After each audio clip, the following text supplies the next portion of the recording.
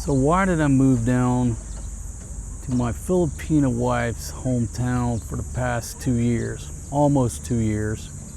Basically 2 full school years. That's what I'm going to talk about in this video. So welcome to my show. Folks, I'm here at this beautiful park right in the middle of Clark Air Base, Bicentennial Park, built in 1976. And it's a perfect place to bring the kids. There's the old playground equipment, the new playground equipment, and the whole area is shaded by acacia trees. So my kids are in front of me. Fatima is on children patrol while I sit here and try to get a video in, talking to you fine folks out there. So why did I move down there? I guess I could break this video up into sort of 3 parts. And I have no script here, folks. This is just coming off the cuff, all right? When I sat down, I didn't even really have a topic. Number 1, why did I move down there? Number 2, the good and the bad of living down there. And then number 3, why did I leave? Why did we move away from there? So I'll try to stick to those 3 bullet points, and this video might be 2 hours long. I can't tell short stories. From the heart, the reason why I felt it necessary to move down there was because I'm a 52-year-old pirate, and I'm not getting any younger. I feel great. I feel like I'm in great health. Ain't nothing wrong with me. People say, hey man, how'd you retire at such an early age? Folks, there ain't nothing about me retired. I feel like I'm just getting started. I'm 52, it's taken me a long time. Well, not really a long time, but when I first started this YouTube game, my method was to drink beer, talk to a camera, struggle through the editing, hit upload and post that stuff and just go to the next one, right? Go drink more beer, party, what have you. Obviously, I really didn't take it serious. Wasn't learning my craft or my trade or the platform. Wasn't learning my job. So since I sobered up about a year ago, I've started being more serious about learning what I do, the ins and outs. And I've been learning how to grow this channel. And it's something that you can't do when you're drinking every day, right? You can do it if you're drinking every day, if you have a film crew and a producer and an editor, and you know, if you're Anthony Bourdain, yeah. I'd love to get to that point. If I got a film crew and all I gotta do is be the talent, oh yeah, I'll go back to drinking, no problem. I have no idea what I was talking about. Oh, why'd I move down there? I'm not getting any younger, so I can't guarantee that I'm gonna live to be 107 years old. That's my goal. I've had all kind of friends drop around me. My close inner circle is down to 3 people. Me, the J-Dog, who's about the same age as me. Doc Wayne, who's hovering around 70. I've had close friends drop 30s, 40s, 50s. So it weighs on my mind. So I said, you know, I was thinking about it and I said, if I drop dead right now, what's going to happen to the children, at least immediately in the short term? And the answer is this. Fatima is going to load the kids up and go straight to her village. That's what she's going to do. And if you're married to a Filipina and you've only been married for 6 months or a year or a couple years, there's a good chance that she's going to do the same. Now, you know, me and my buddy discuss this all the time. You know, if a Filipina has been in America for 5 years or more, she's got a driver's license, she's got friends, she's got that network. Well, if you drop dead, there's a pretty good chance she might stay. But if you move a Filipina to America, or any girl from outside America, and she has no family there, she has no friends, and 6 months later you drop dead, what do you think she's gonna do? There's a good chance she's gonna, you know, figure out how to get home and figure things out later. Well, my girl is so shy, I guarantee you that if I drop dead right now, she's going straight back to the village and figure out things from there.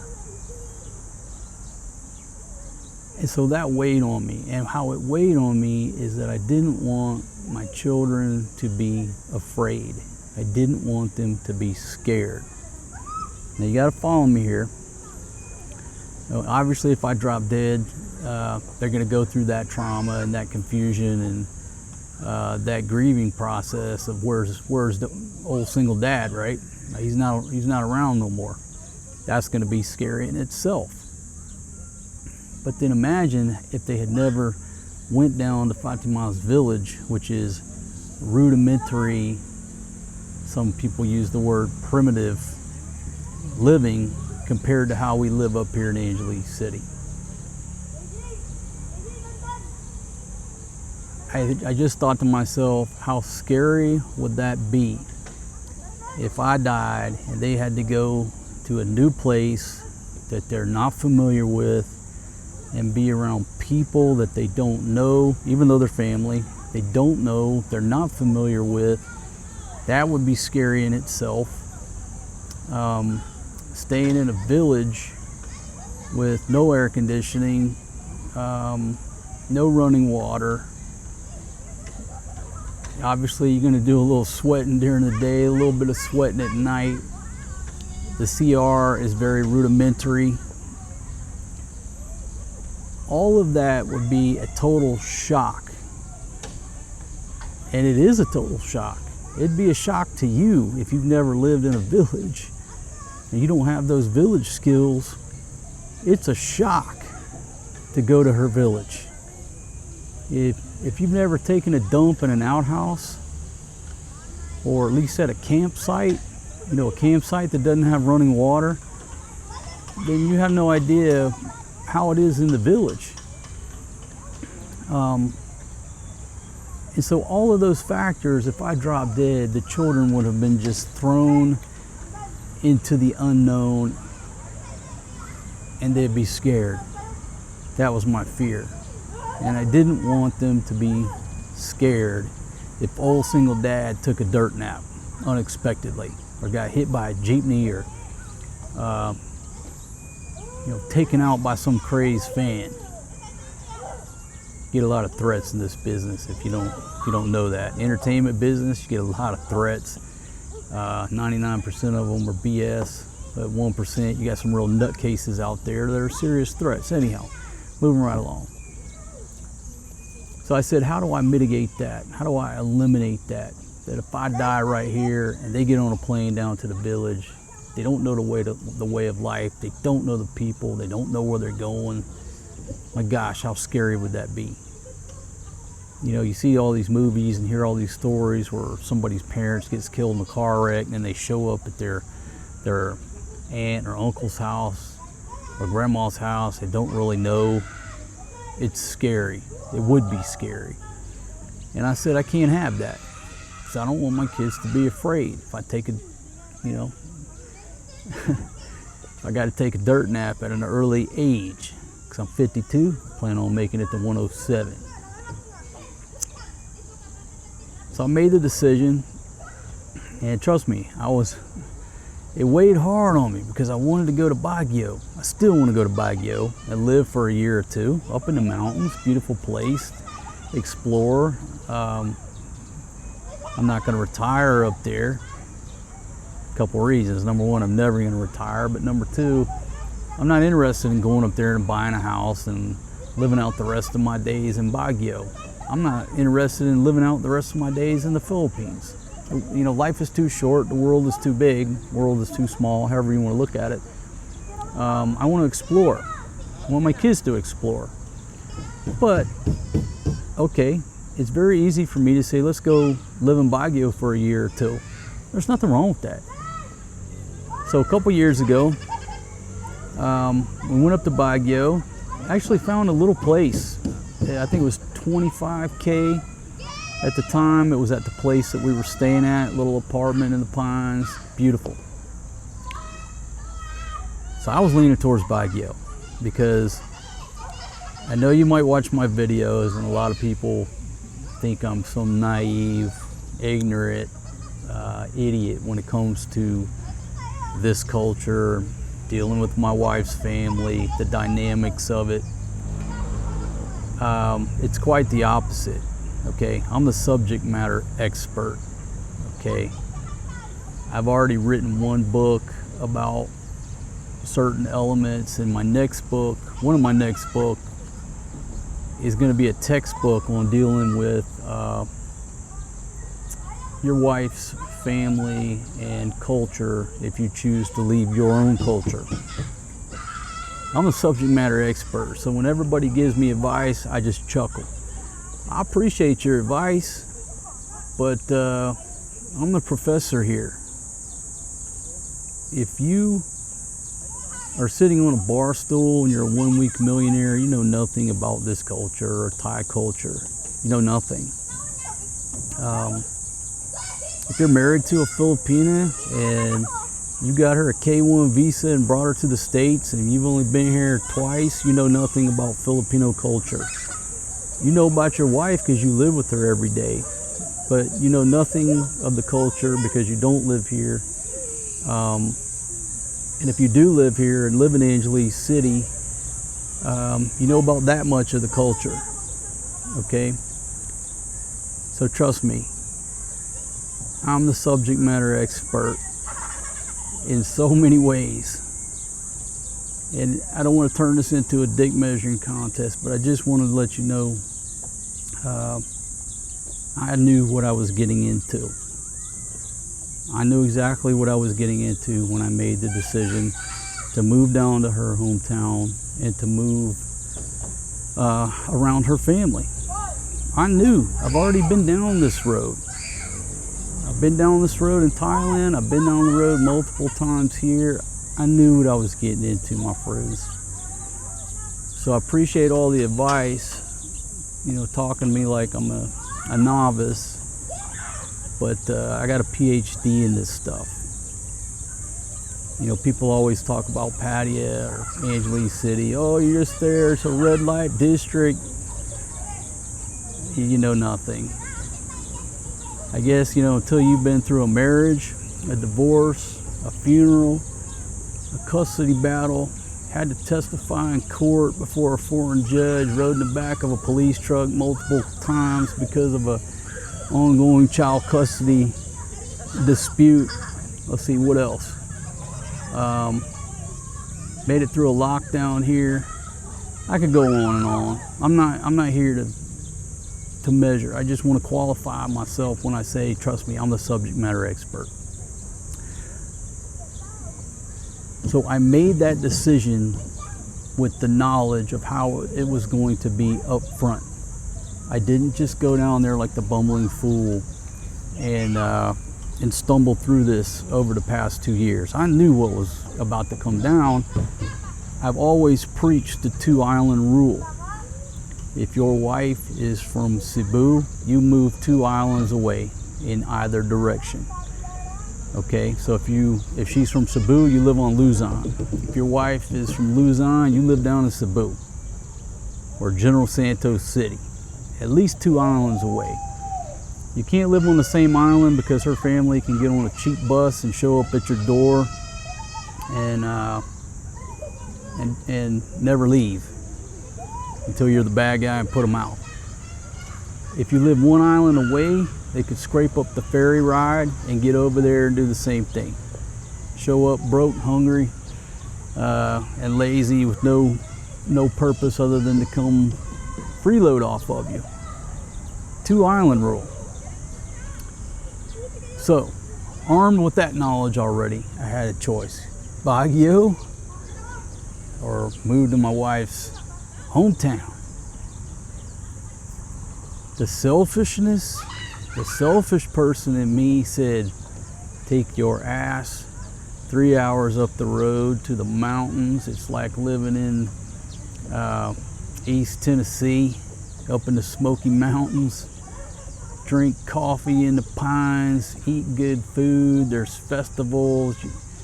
It's not balls hot. It's more organized and orderly up there. There's not as much trash, not as much noise. Take your ass to Baguio. That's what I wanted to do, selfishly.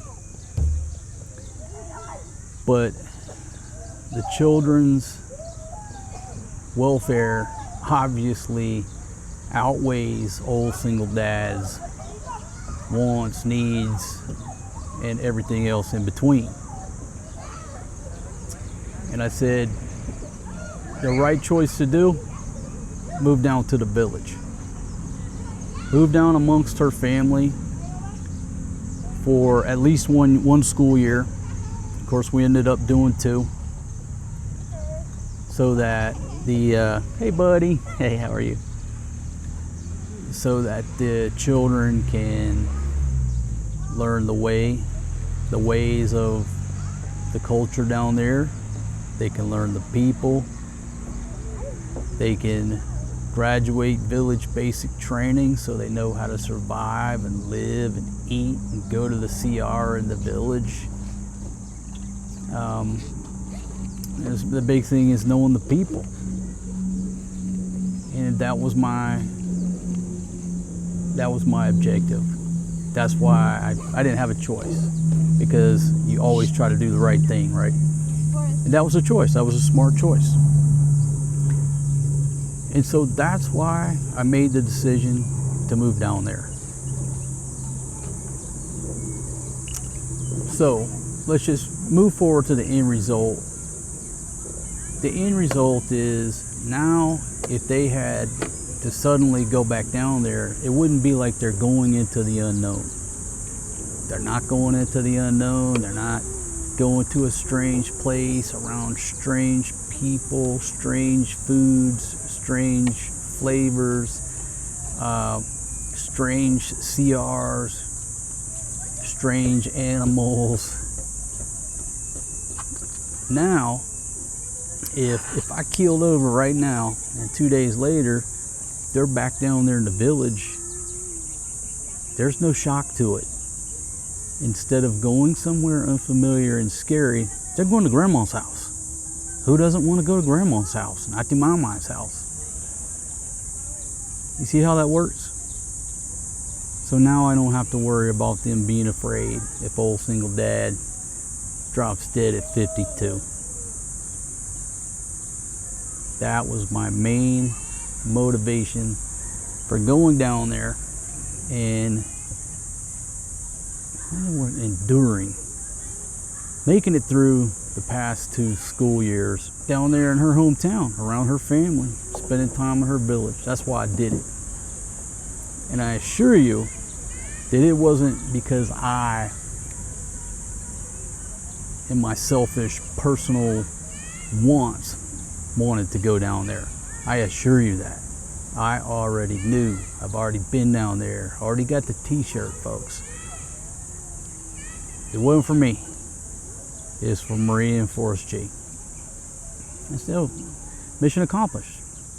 End result, anytime, if they're forced to go back down there, they're just going back to their cousins, their aunties, their aunties, their friends. Maria would go back to her school friends that she's gotten to know for 2 years.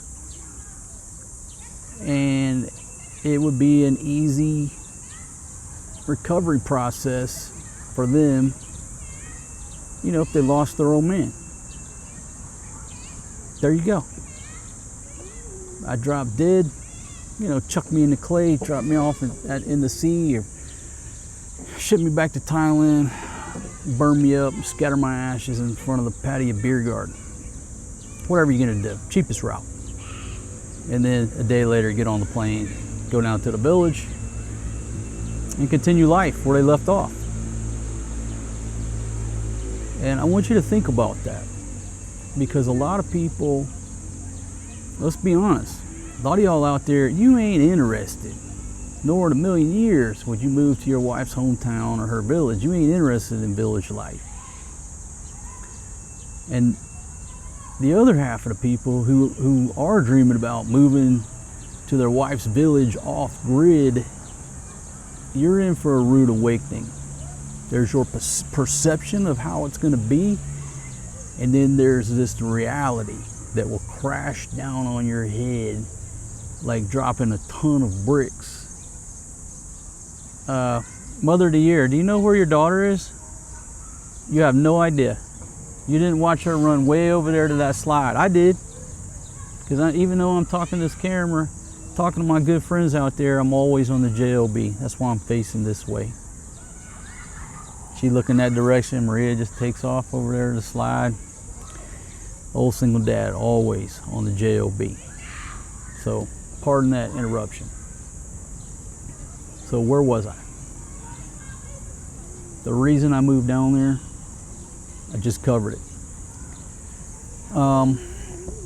Obviously for the 2 years, if you've been following us in our travels and adventures, there's been some interesting things happen, and obviously we've been able to entertain you down there with some unique footage, some unique shows, some things that you can't make up in a million years that only go down, you know, in the village and small towns and around your old lady's family. You know, my old lady's family, folks, are basically Filipino rednecks, and I'm a redneck. So that's why I understand a lot of their ways, because it's no different than the way I grew up. You know, families are tight. You don't got to call to say you're coming over. You just show up. Don't even knock on the door. You just come on in, open up the ref, or eat off the table what's on the table. I mean, it's the same thing. It's the same culture I grew up around. It is a little bit to the extreme here, but I'm just telling you, it's not foreign to me. Now, if you didn't grow up in the country like that, it'll be very, very shocking to you, the way the families operate here versus, you know, a lot of families in America. What do? You go to grandma's house on Thanksgiving, maybe Christmas, maybe you see her on Easter, if that. Living in your Filipino wife's hometown and or anywhere near her village, it's like a family reunion every single day. Every day is a family reunion. Now, do you like family reunions? Okay, how often do you have family reunions? What, like once every 3-4 years? We've had a couple family reunions over the past, I think, 15 years. I think they had one, I wasn't there. Obviously, I love going to family reunions. Love it. But it's about once every 4 or 5 years. I'd love to see everybody every year at Christmas the way it used to be. We used to go to my grandmother's house on my father's side of the family. We'd all go to my grandmother's apartment every year, and it was a big family reunion at Christmas. Loved it. Younger years, we used to get together at my grandfather's house on my mother's side every Sunday. Every Sunday we had Sunday dinner together. If you didn't show up over there, you get talked about. People want to know why. I mean, you had to have a damn good reason why you didn't show up for Sunday dinner. I love that. Down there, it was like a family reunion every single day. No matter what your plans were, whatever your battle rhythm was, what you were trying to do or accomplish, it doesn't matter. You are subjected to folks showing up and interrupting your thought process, your work, your task, your chores. It don't matter if you're trying to knock boots with the old lady, munching on that box. How many times I've been interrupted while I was trying to accomplish that activity, participate in that activity. People show up. It's just the way it is. Don't mean I have to like it. I prefer a little bit of planning. Call ahead before you show up. Doesn't work like that. Everybody down there had the combination to my lock, my combo lock on my front gate. But if there were some days where I was truly pissed off and had to get something done, I'd pull a padlock out. That's a key lock for one of my Pelican cases, and I would go put that on the damn gate, and I would just like you know, fucking up a trail of ants. You know, you go like that and you fuck up them ants or put something. They didn't know what to do. And then you're the asshole of the day. But how can you get shit done or get shit accomplished or put an important phone call in or a video chat or something like that when you got 20 people up in the house? Sometimes you have to be that asshole. And on a daily basis, it weighs on you. It begins to weigh on you. And then you're like, wait a minute, God damn, why the hell did I move down here?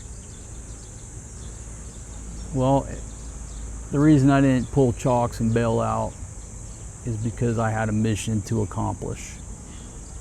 And again, we probably could have done it in a year, but 2 school years, I'm 100% mission accomplished.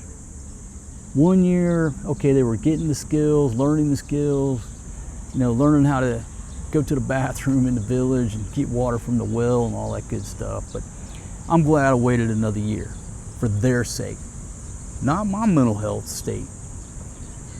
But when you're old single dad, obviously we got to sacrifice ourselves. I would obviously jump on a grenade. If somebody threw a grenade right here, I'd obviously jump on it to save my kids. So that's what I did over the past 2 years. Jumped on a grenade every day. Because it's not what I wanted to be doing. It wasn't where I wanted to be. Let me just speak from the heart.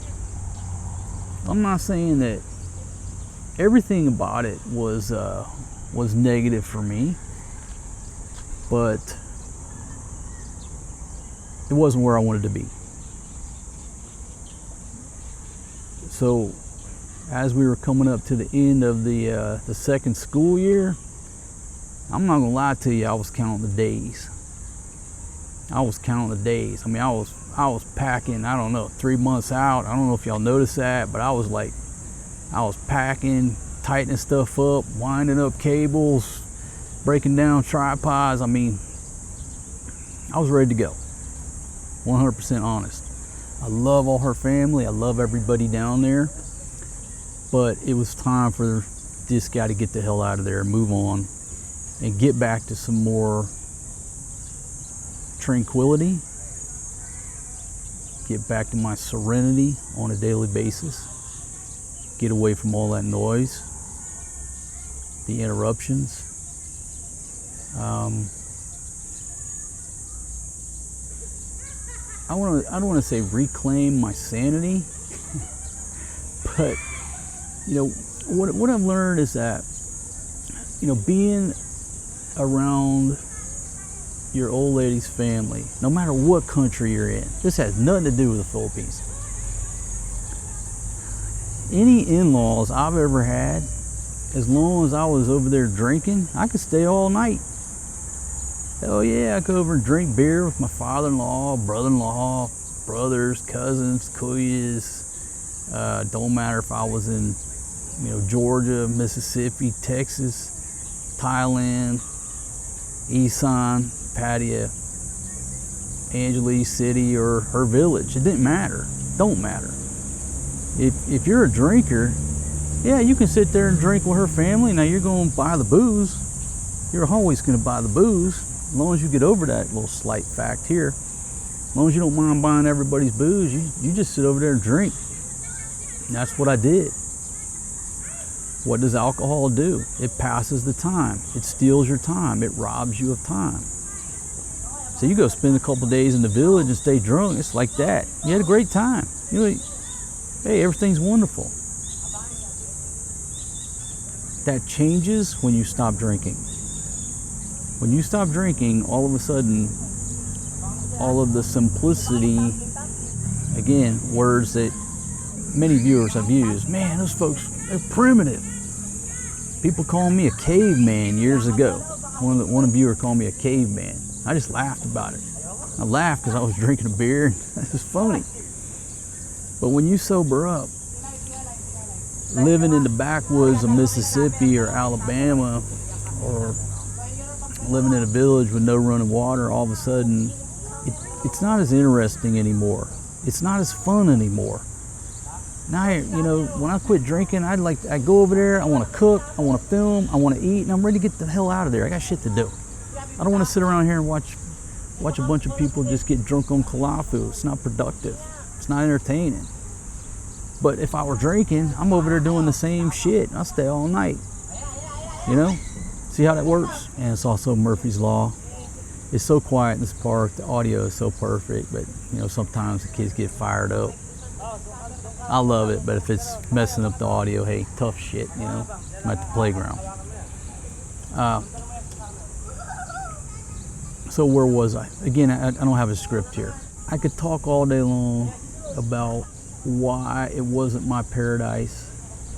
I'll just hit some of the high points. The biggest thing down there for me is the food. Now, I'm not saying I got to eat Burger King or McDonald's every day. That's not it. But when you're around 20 people who want to cook their food, their flavors, and you're just the odd man out over here, most of the time, folks, I either went without meals, I skipped meals, or I end up eating a damn, you know, piece of bread. My diet, other than what you saw us cook on the cooking shows, obviously, every other meal was either non-existent or I was just eating something to fill my stomach up where it didn't hurt. And again, when I was drinking beer, hell, it don't matter. I wouldn't eat nothing. I just damn drink beer all day. Import me some good quality craft beer, some German beer. I sit there and drink beer all day. I wouldn't eat no food because there ain't nothing down there I like to eat. So the food for me was the biggest thing, but I already knew what I was getting into. I've already spent time down there. I knew it. Why do people live in places like Angeles City? Number one reason, it's like a tie between infrastructure and food, or you can just lump it all under infrastructure. Your electricity rarely have brownouts. The water pressure is usually pretty good. It never goes out. Access to good quality food, all the foreign food that you're used to. Infrastructure is why people live in places like Angeles City or Makati or you know, places like Pattaya, Phuket. It's not because I'm living here, because there's one shitty street over there with a bunch of strip clubs and hookers. That's not the reason I'm here. That's not the reason I'm in Pattaya. I mean, you know, 15 years ago, that's what initially attracted me there, but that's not why I'm there. It's like saying everybody in Las Vegas, the only reason they moved to Vegas is because they're gambling addicts. You know, it's just the farthest thing from the truth. Everybody doesn't move to Nashville because they're diehard country music fans. You don't move to New Orleans for the sole purpose of going to Beale Street. That's probably the best analogy with Angeles City. Oh, you moved to Angeles City to chase them women. That's the same as accusing everybody in New Orleans of moving to New Orleans because of Beale Street, because they go to Beale Street every night. My God, if that was the case, there'd be 1 million people on Beale Street every night. If that was the case here, there'd be 5,000 people on Walker Street every night. That's not the case. But a lot of people who don't own passports and never have, you're not going to convince them of that. They did one Google search, and I understand it. Do a Google search or do a YouTube search, Angeles City. What pops up? People walking up and down Walking Street. All right, well, okay, now I understand it. I got tired of riding a bus to the airport, taking 5 hours sitting on a damn bus on a 2-lane road most of the way, sitting in traffic, stop and go. Damn, 5 hours just to get to the damn airport. That shit gets old. That gets old. It got old back in 2013 or 2012, 2013 when I was going up and down that road. I used to have an apartment on Bantayan Island way back in the day. Have you ever heard of island fever? It's real. You'll spend about 3 weeks on an island, and then all of a sudden, you just got to get the hell out of there. And it's as simple as this. After about 3 weeks of living in paradise, loving it, I had to get on that ferry, then get on that bus and get down to Ayala Mall, sit there at TGI Fridays, get me a bottomless mojito and a beer and a cheeseburger and some fries, and just wash the sand off my body, get some air conditioning, walk around the mall, cool off, just see some different sights. And then after a night or two, I was ready to go back up to Buntain Island because it's paradise. But it's island fever. It's a real thing.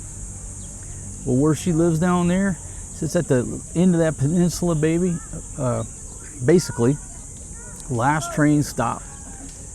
It's the same way. After about 3 weeks, I want to get on that bus and head down to Cebu City, but it's 5 hours. My gosh, that crap gets old.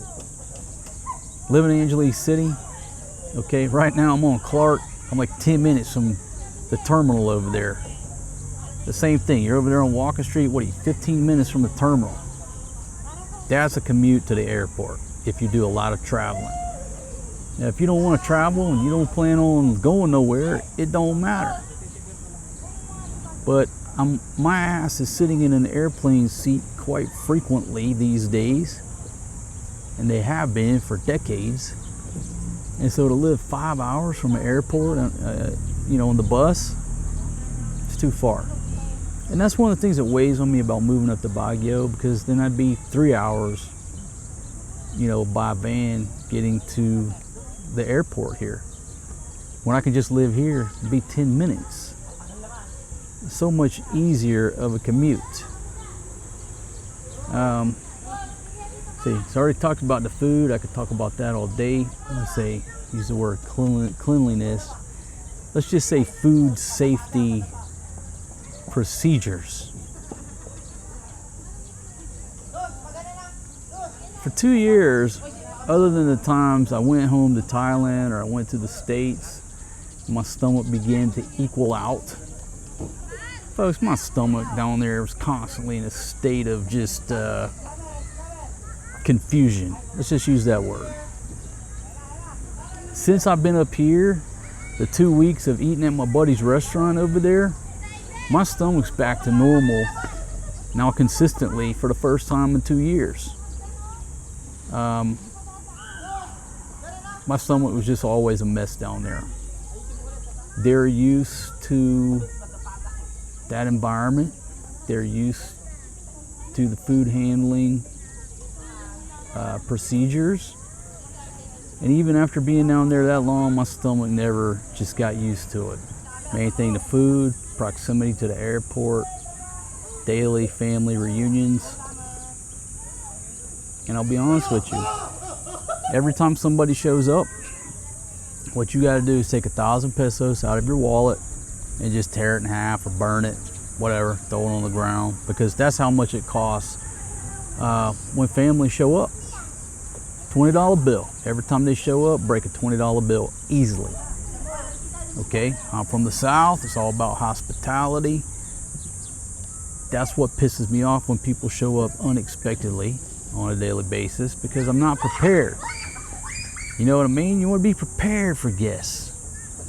When they show up every day, it don't matter if you're prepared or not.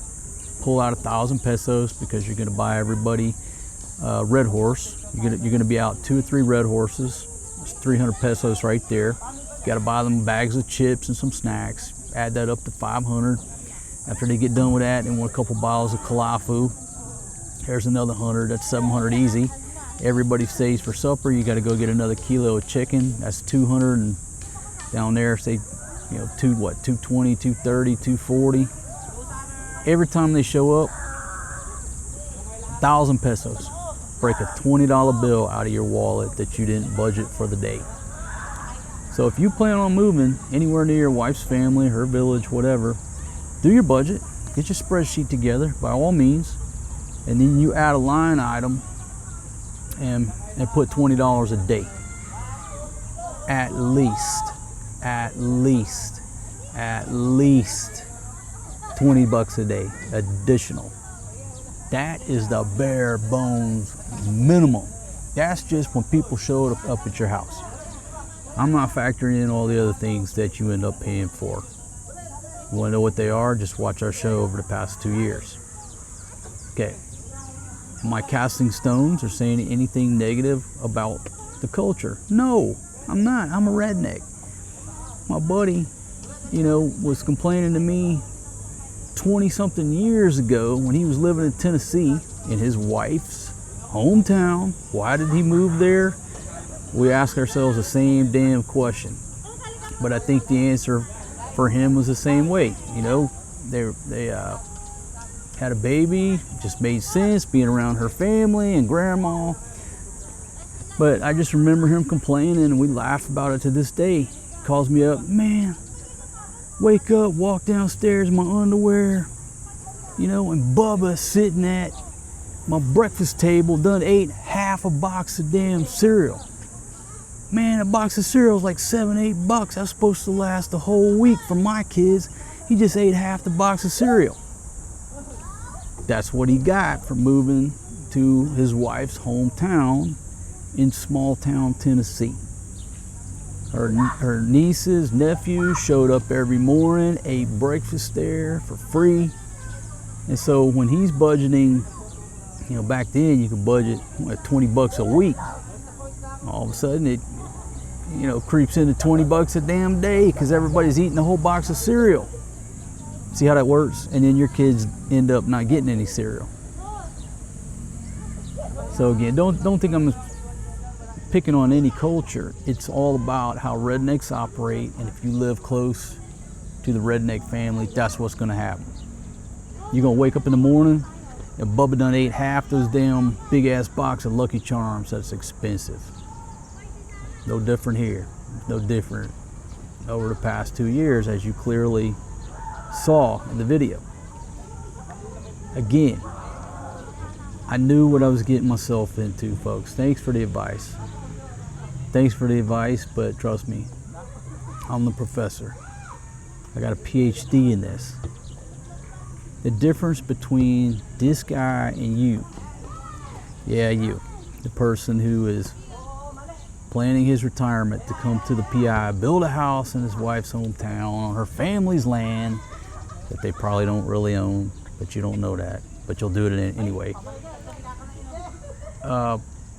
You're not prepared for all this. You're not expecting all this. You're not planning for all this.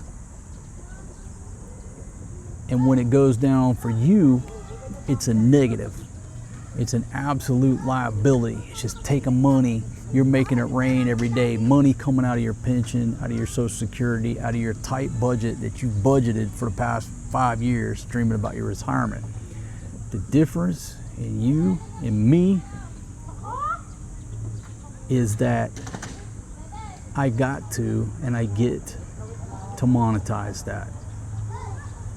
So when you see me breaking 1,000 pesos, that's fine, because I'm breaking out the camera the same time I'm breaking out that $20 bill. So for me, every day that I had to break a $20 bill, I'm putting footage, shows, and videos in the can, as we say in Hollywood. They're giving me, we use the word content these days, I still don't understand it, but they're giving me material for my show. That's the difference when it happens to you versus happening to me. I laugh all the way to the bank. You're going to cry all the way to the bank because you're going to be going to the ATM machine 5 times as frequently as you plan for, if you move next to your wife's family. 2-island rule. 2-island rule. Can't be the 1 island, it's got to be at least the 2-island rule. It's got to be a flight. It's got to be a flight which is out of their financial means. Or it's got to be so many buses and ferries that it adds up to over 1,000, they can't get there. But if they can get to you with 300 pesos, they can borrow that much money and they'll show up at your door. Now what are you gonna do? What are you gonna do with them? You know, welcome them with open arms. They're gonna eat all your Lucky Charms, and then how do you get them to go home? Because they never want to go home. Your wife loves it. You might love it. Your wallet does not love it. I had somebody comment one time, oh, I'll give my wife 10,000 pesos a day. You know, I did this. Okay, wonderful. If you have that much money in the bank, if you're big balling like that, you got millions in the bank, by all means, do what you want to with your big money. But most people who are listening to my voice, watching my show right now, are on such a tight budget that they're making spreadsheets. They're watching these videos, doing research to make sure they have enough money to make it on a monthly basis on their pension and their Social Security. So they don't have any room to be breaking off money, supporting an entire village. And this is stuff that most people aren't going to tell you. They're not going to tell you this because it's not positive. It's not insane street food. We never knew it had this, right? They're not going to tell you these things. They just polish everything and make it look beautiful. I mean, you could send a lot of the folks here that have showed up here after the lockdown. You could take this group of folks and send them to Detroit. They'd have you believe in Detroit's like Hawaii. But everywhere you go in the world is not perfect. There's downsides to everywhere you go. What else? What are the broad strokes without me getting too far in depth? I told you why I went down there. I told you some of the struggles. I told you that I already knew these struggles. I embraced the struggles because I make money off those struggles. You won't. Some of you cannot afford to move to your wife's hometown. Some of you can't afford it. You may think you can, but you can't. You just don't know it yet. You don't know it yet.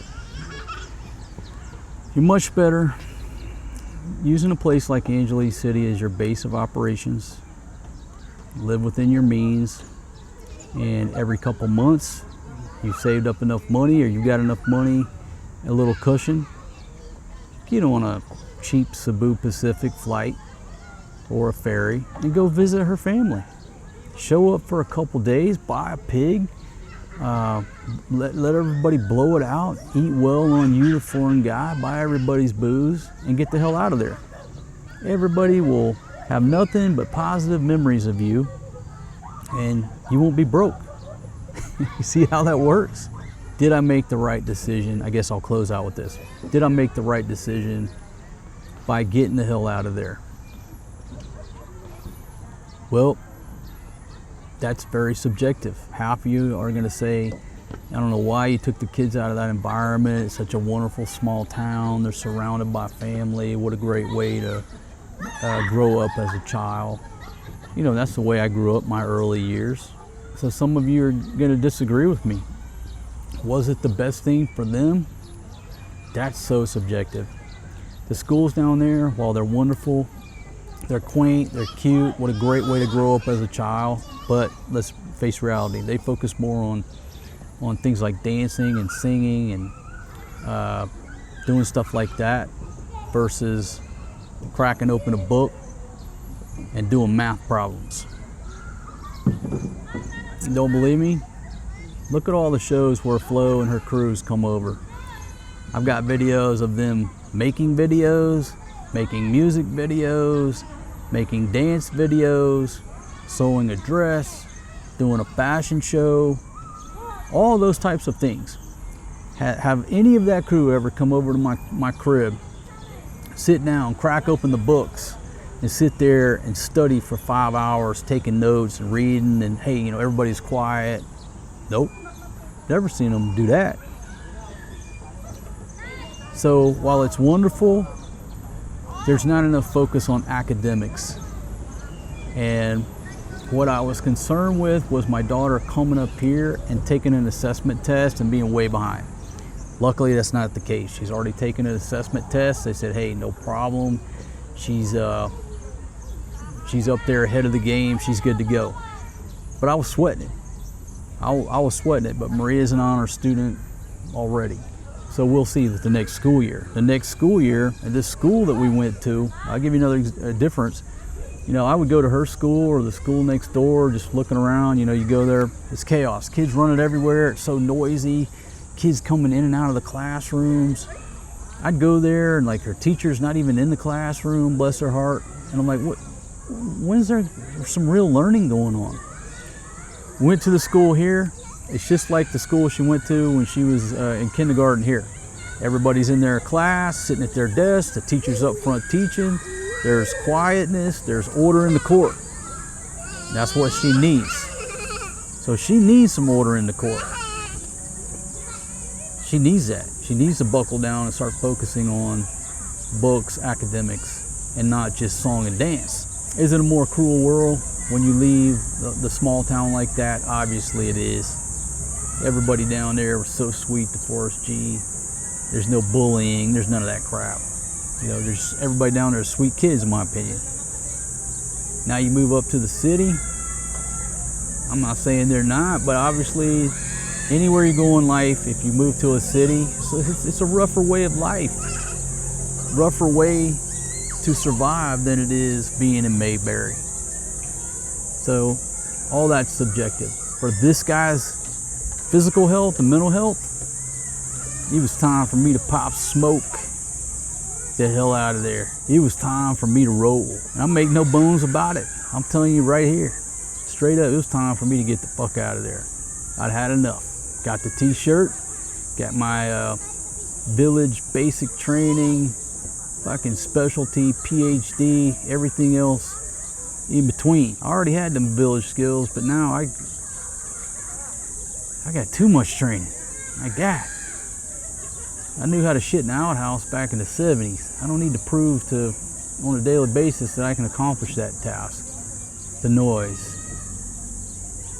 Now, everywhere you go in the Philippines, it's noisy. Except for when you go to a place like Clark or SBMA, it's a lot quieter for me up in Baguio. Places where there's law and order, a little bit more law and order. But when I came up here, I said, Lord, just please give me some time where I don't hear a pig. You know, we went straight to the ABC Hotel. I had to. I said, Lord, when I lay down in this bed tonight in the ABC Hotel, please don't let me hear a fucking pig. I don't want to hear a goat. I don't want to hear a rooster. Okay? I don't want to hear any barnyard animals. Let me just say that. I don't want to hear any barnyard animals. I don't want to hear 8 dogs barking right in front of my place. I don't want to hear that. I don't want to hear no vidjoki fire up at 1 o'clock in the morning with the worst rendition of "And I." My gosh. I said, please don't let me hear that tonight. I just need a mental break here so I can prove that it can be done. The noise, it can get to you. And over the past couple years, when I would go home to Thailand and lay in bed, my ears would ring for about the first 3 nights. You can say it's tinnitus. It's not tinnitus. It's just my ears recovering from everyday life. And when I get to Thailand, it's so damn quiet. The ringing in my ears is so loud that I have to get up and turn on the stereo, you know, turn on some music, turn on the TV or something for the first few days for that shit to equal out. And then after like 3 days, I don't hear nothing and I'm just asleep. So the noise will weigh on you. It'll weigh on you here in Angeles City. I'm not saying it don't, but another requirement. Here's a requirement. One of my requirements when I look for a place, and I'm from the country, folks. I'm from the country. But you gotta understand, living in the country, you have your house here, you got a barn over here, the pigs are way down here, you know, pig pen, you got the cows out here in the pasture. When you go into your house, there's not a pig within arm's reach or stone's throw. Is there? Is there a goat in your living room or within stone's throw? Or can you reach out and touch a rooster? Most people living in the country know. But the village, her village is basically like an open air barn. It's like a barn with no roof. And even living where we lived, I was never within a stone's throw of a goat, a pig, a rooster, a carabao. Well, maybe the carabao I couldn't throw a stone and hit over there. But the pig, when I look for a place from now on, I'm gonna put a barnyard clause in there that says, look, not for nothing, but if the neighbors start raising pigs, then the lease has got to be null and void. I'm just not willing to live within arm's reach of a pig anymore. You think I'm exaggerating? Okay. One day I'll do a separate video and I'll show y'all something. But I'm not willing to live like that anymore. I'm not willing to live within arm's reach or a stone's throw of a pig. Especially when they're not my pigs. If they were my pigs, I'd probably say, it smells like money to me. You know, old chicken house in North Georgia. That stinks, right? Hot summer sun. Unless you own them chicken houses, then you're like, yeah, smells like money to me. What are they bringing? About 50 grand a piece every year? I think what somebody told me. Smells like money. But your neighbor's pig, it ain't making me no money. It just stinks. And I'm not willing to live like that anymore. I know I'm leaving this like open-ended, but the kids are tired of playing. They're gonna want some food out here. They've been playing hard.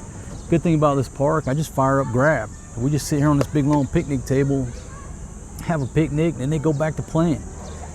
And you know how much it costs just to grab right over here? What, $3? 150 pesos, $3 to get here. It's free to get in. So I'm gonna go ahead and conclude the video. I know I'm leaving a lot of unanswered questions, but the main questions are why I went down there in the first place. It wasn't because I was going into the unknown. I knew exactly what I was doing. There was a mission behind it, mission accomplished. Stayed for 2 school years. And now the question is, where are we gonna settle? We're gonna stay here in Angeles City. We're gonna go up the road to Baguio, go down to Manila. Don't know yet. Still in expeditionary mode. Still just 2 suitcase rule in effect, and we'll figure it out. You know, they've already hit a couple schools. They got some assessments done. But the other thing is this, their school ended. Maria's little graduation was on Saturday, and our flight was on Tuesday because I had to take them to their passport appointment on Monday. I think that's how it worked out. As soon as she graduated, folks, I had already had an exit plan. We were out of there. But the schools here don't start until, I think, mid-June. So anyhow, we've got May, June. We got 2 solid months and then some before school gets back into session. So we're just enjoying the summer. You know, like that movie, Summer School. Man, me and my buddy, shout out to you, Paul. Man, I think about you all the time, buddy. We saw that movie Summer School back in the day in the 80s. And we both wanted to be PE teachers, or we could just have our summers off, be Mr. Shoop. I think a lot of kids dream that. Maybe I'll watch that movie tonight, Summer School. What a great movie. Folks, I want to thank y'all for joining me. Thanks for listening. Probably covered 30% of what I needed to cover. But I hope you learned something. If you didn't, hope at least you were entertained. So I'll give you a look at the action here. Forrest G loves to organize and dangle rocks. He loves to throw rocks. Now, you know, as long as we make sure he's not throwing these big rocks, no problem. He likes to dangle and organize them. His mother is over there. Can you take a guess, folks, what she's complaining about right now? What's the complaint? Chief complaint, Fatima. Tell everybody. Say it louder. I'm hungry. You're hangry? When a Filipina gets hungry, they get very angry. They're like gremlins. If you let them get to the point of hunger, they get angry. So that's where we're at right now. She's angry. She wants to go home. I said, well, maybe 1 more hour.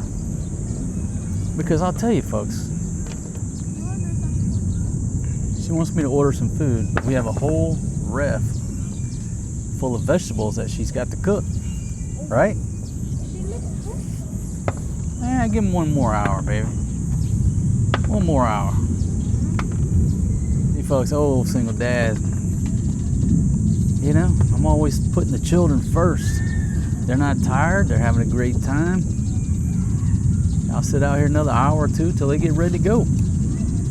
Fatima allows her stomach to dictate where we go, but not old single dad. I'm not gonna let my stomach tell me when to leave. I'm gonna tell my stomach, and your stomach too, when we're gonna leave. So, folks, one big thing, it's not rocket science, but like when you sit here and you sweat, as long as you take a little handkerchief, pour some water on there, some cold water, wash your face, I'm ready for another hour. No big deal. Now when I don't have some cold water, put on my face, I'm ready to leave. That's the power of a beer. You can sit there and work all day, sweat all day long, do what you're doing. If you can reach into a cooler, drink a cold beer. But I'm not a drinker. I just need a little dab of water, wash my face, and then I'm ready to stay here another hour. Are you ready to go, or you want to stay another hour? Stay another hour. Another hour? Well, here, let Big Daddy cool you off. You sweating. That little girl sweating. Dad, I have 2 friends. You made 2 friends over there? Uh-huh. Good job. Good job. Maria makes friends wherever we go. Takes after her old man. Now tell me, just go ahead and give me a taster, a teaser. What are you gonna cook when we get back to the room? Vegetable pork. Folks, she come up with this sauce the other day using that spicy salt that I bought. Baby. Uh-oh, Forrest G's rolling over there with his rocks, but there's nobody over there. He's just putting them in the flower bed over there. It's fair. No problem. No harm, no foul. I think they should hire Forrest G here to organize, and I mean, he would pick up every rock here. If you say, hey man, put them over there in that flower bed, he would love to just pick up the rocks and organize them. Fatima would get you a job too. Fatima had a job one time, right? Maybe we'd do a video, Fatima, talk about your one and only job that you've had. That'd be interesting, right? You're a doctor. Oh, I'm a doctor. Yeah, she was a doctor for a couple weeks. Baby, did you get fired or you quit? I quit. Or you quit? The salary is like this. The salary wasn't good and the work was hard. It was 2 weeks, right?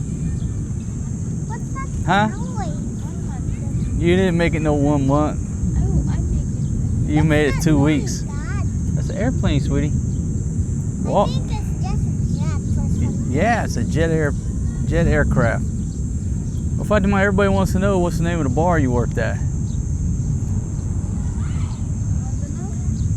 It's at the Drake Hotel. No, she had a job down in Cebu City doing something. Was it the El Gecko? Yeah. Baby, you look so pretty today in your workout stretchables and your expensive Wrangler t-shirt I bought you in America. Dad, I had that shipped in from America, baby. It cost me extra. just buy some burger. But the shirt doesn't fit because I got it on clearance. Daddy, can you buy us Burger King? No, Mama's gonna cook vegetable pork as soon as we get home. I'm not hungry. We had Burger King the last time we were here. Please, Daddy. Oh, boom! Now, Forrest G, kick it. Come over here, man. It might be an ant bed in that stump over there. Old single dad. He didn't put all the rocks on top of this stump. Ah, man. Come on off that stump, buddy. Come on over here. There might be some ants up in there, man. Come on, come on, come on. Come on.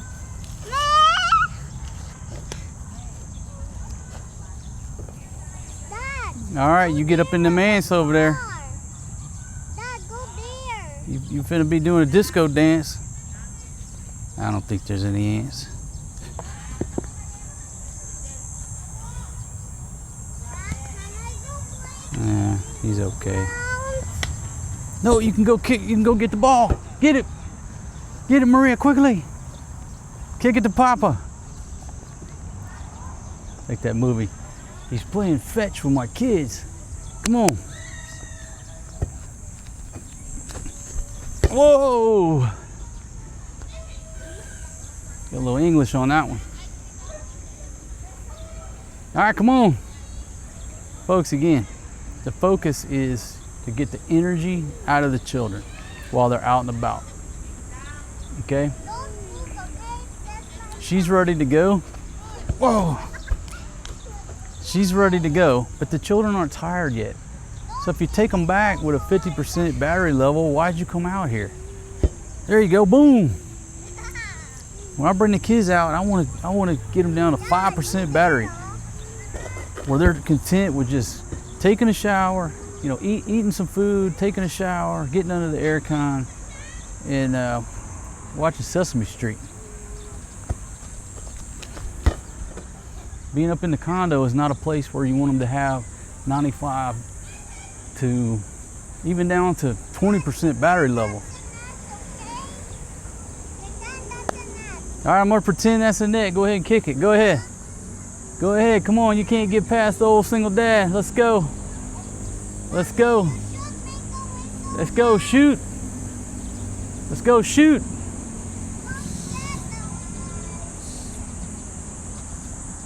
Whoa. Man. Good job, sweetie.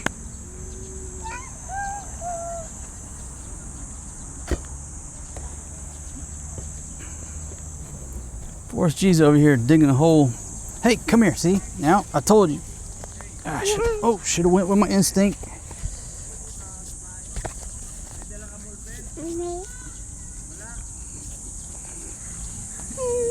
Should have went with my instinct. Get his shoes off, baby.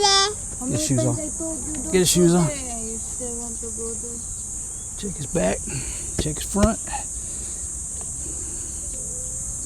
I think he just had one on his arm.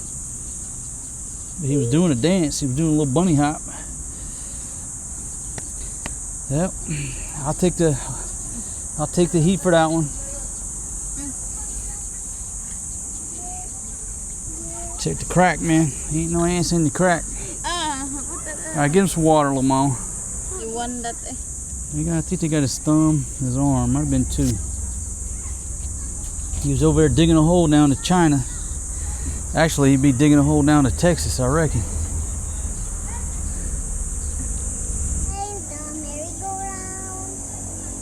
Drink some water first, then we'll go over there. Old single dad's got to pack up his camera equipment here.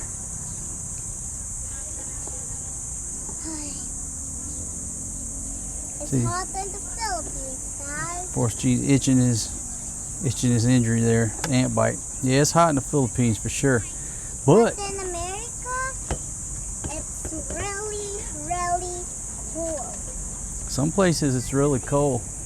But you know what? We could go to Baguio this weekend and be nice and cool.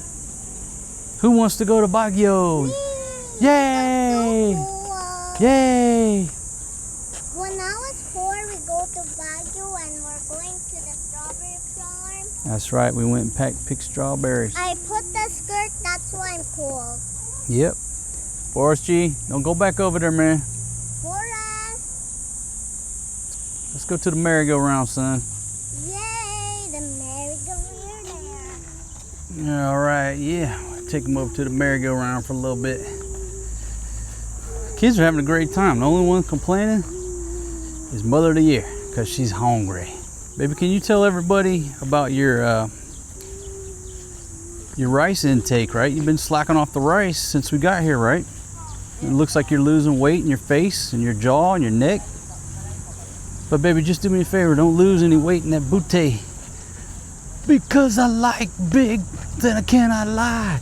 You other brothers can't deny. Ow, ow, the violence. All right, let's go. Dig, dig, dig, Maria. Push Forrest G. Forrest G never pushes, he just likes to ride. He's a smart one here on the merry-go-round. Ain't that right, Forrest G? Go, Maria. See that video where Whistling Diesel put that jet engine on that merry-go-round? That was impressive. Wow, she's rolling now. Go, Maria, go.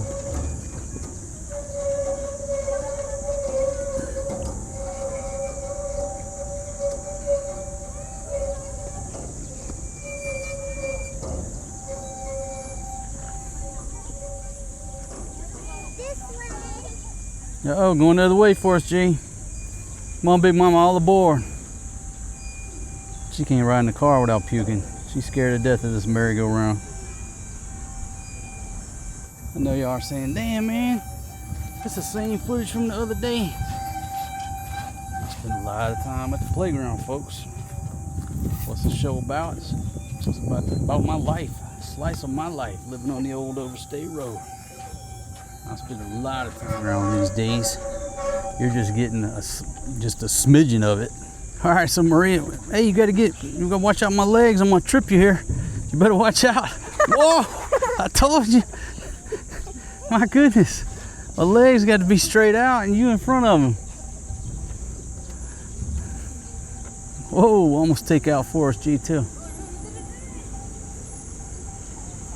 And back over here to the slide. Rock on with it, man.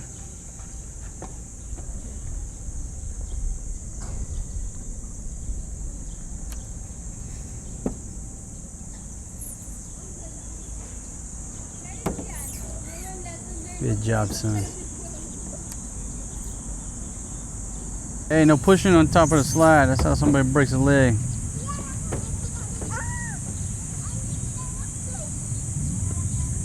Let's go.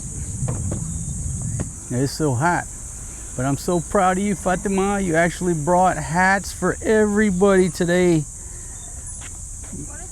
Baby, I don't know whether to cry or start breakdancing. It's such a good day. I didn't have to use my AK. The old lady got hats for all the babies and her. Wow. Old single dad can actually wear his own hat. Everybody ready? Force G. Let's roll. He's trying to put his rocks in his mama's backpack. He had a whole handful of rocks he's trying to get in there. Let's go, man. Leave them rocks here, buddy. Let somebody else play with them. Let's go. Dad, where are we going? To the other car? Yeah, we're going to walk a little bit until you babies get tired. Then we're going back to the room. Mama Tima going to cook. Let's go, sweet babies. Can we buy a sword too? A toy sword? Nah, no swords right now because the kuya is not out there. It's too hot. Mommy didn't bring my bubble. These sweet babies. All right, we're out of here, folks. Grab them, baby.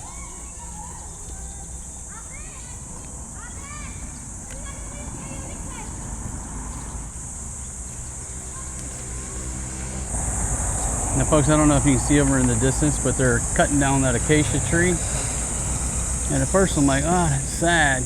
And then if you look at the one to the right, they're leaning over almost onto the building. They've gotten so old that they've grown up so big. So I think it's a case of they didn't have no choice.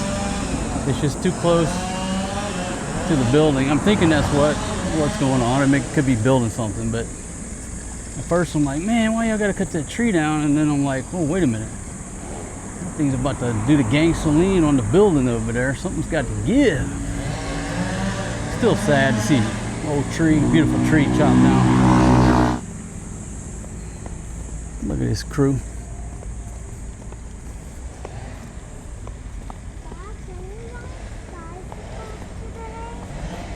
Maybe.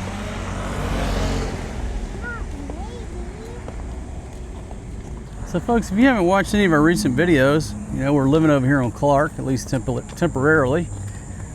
Living on Clark's like living well, on a U.S. Air Force base. Let's just put it the way it is. So nice, so much green space, shaded area with the trees, the acacia trees. It's just absolutely gorgeous. Just beautiful, beautiful, beautiful area. I'm loving it. Yeah, it's in the hot sun. We're the only ones out and about, but we got proper coverage on top of the children. Everybody's got a hat, and we're just going down here to the 7-Eleven to get some load. We should have just hit that when we already passed. It's just such a nice day. It's hot, but there's a cool breeze. Not like coming off the ocean cool, but there's still a nice breeze. So we're just walking. Good thing about being on Clark too, there's blue taxis everywhere, Grab are everywhere. They all stage over there, what I figured out, they all stage over there across from the casino. So anytime we hit Grab, boom, they're Johnny on the spot. You don't have to wait.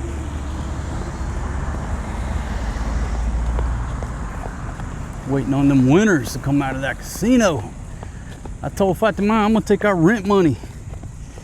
Baby, I'm gonna go in there and come out a rich man. You're gonna be so happy you're married to an even richer man. One side. Cut through this trail right here. Cut through the trail right here, everybody. Got a little trail. There we go. Take it off road a little bit. Walk through the trail. Green grass. Even got some clovers. Oh, those weeds.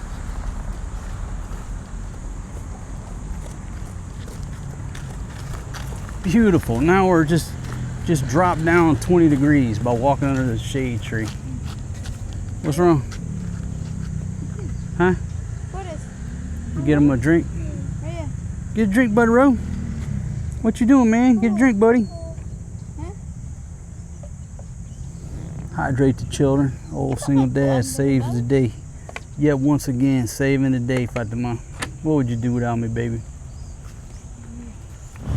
All right, so this is where we're coming right here.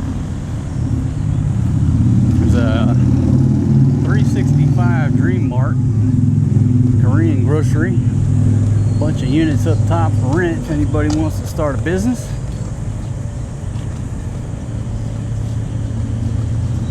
We love our Kmart over there, our spot. Could stop in there, but there goes security.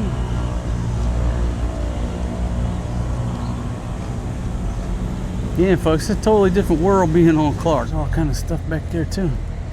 Hey, if it's a nice 7-Eleven, we'll get us something to drink here. Maybe they got a CR. Probably not. Never have a CR. Okay.